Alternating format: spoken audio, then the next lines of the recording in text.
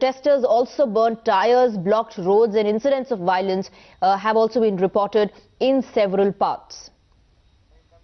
Let's go across to my colleague Arindam, who's joining us with more details. Arindam, जैसे-जैसे चर्चा आगे बढ़ रही थी लोकसभा में, वैसे-वैसे ये जो प्रोटेस्ट हैं ये वायलेंट होते जा रहे थे, and it looks like the protests are only going to intensify. Yes, the protests have begun with the beginning of the winter session of Parliament, and right now the protests have intensified after yesterday the bill was tabled in the Lok Sabha, and today the Northeast Students Organization has called for a 11-hour North bandh, and several other organizations are also supporting to this bandh, which is against the Citizenship Amendment Bill, which will give settlement to the Hindu foreign nationals from Bangladesh, Pakistan and Afghanistan.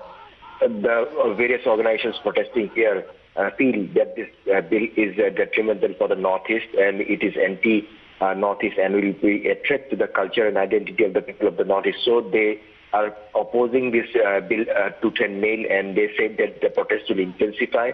They are saying that the NDA might have the numbers to pass this bill in Lok Sabha or maybe also in the Rajya Sabha, but the protests here in Northeast will continue, and they will fight tooth and nail against this Citizenship Amendment Bill.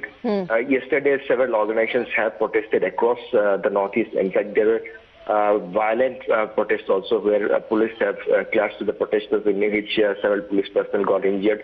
Several vehicles have been vandalized. So today also the 11-hour bandh has already started, and it is a total shutdown across the Northeast, and the organizations have said that. And what are the state governments? What are the state governments doing to placate the people out there, to allay their fears? Because remember, the central government made certain amendments. They exempted the tribal areas of the northeastern states from this particular bill after a lot of criticism happened. Well, you see, the inner line permit areas have been excluded from the ambit of this bill, and also the 6 scheduled areas, the tribal areas, have been excluded from the ambit of this bill. But the several organizations are saying that if the bill is a threat and a danger to those areas, why not it's a threat for the entire northeastern region? So they are saying that a foreigner is a foreigner. He cannot be discriminated by his religion, whether he be a Hindu or belonging to any other religion. A foreigner is a foreigner, and no foreigner will be allowed to settle in India.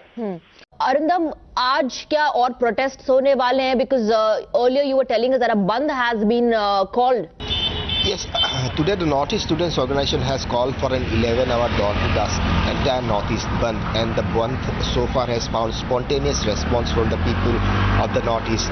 Shops and business establishments have closed their shutters.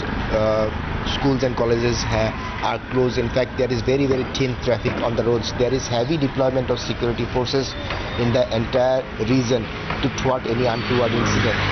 Yesterday also several organizations took to the streets. There were massive protests even as the bill was tabled in the Lok Sabha.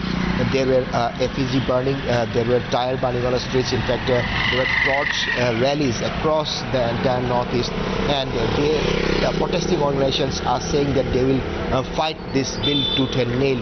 They are saying that the NDA might have the numbers to pass this bill in Lok Sabha and also maybe in the Rajya Sabha, but here in the Northeast the protest will continue, and they are saying that the protesting organizations are saying that in no way they are going to accept the Citizenship Amendment Bill, which will give settlement to the Hindu foreign nationals from Bangladesh, Pakistan and Afghanistan.